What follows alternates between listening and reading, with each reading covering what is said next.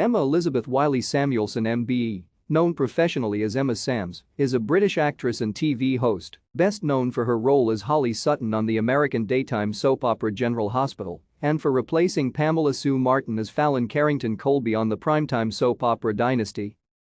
Sams was born in London, England, the daughter of Madeline Yu, a ballet dancer, and Michael E. W. Samuelson, who owned a film equipment rental company. Her grandfather, G.B. Samuelson, was a pioneer of British cinema. Sams was raised in the Jewish religion. She trained as a ballet dancer at the Royal Ballet School but stopped dancing at 15 after a hip injury. Following the accident, she trained as an actress, changing her name to Emma Sams.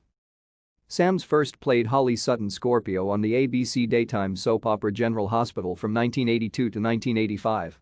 With Sams choosing to leave the series amicably to go to ABC's Dynasty, her character Holly seemingly perished in a plane crash.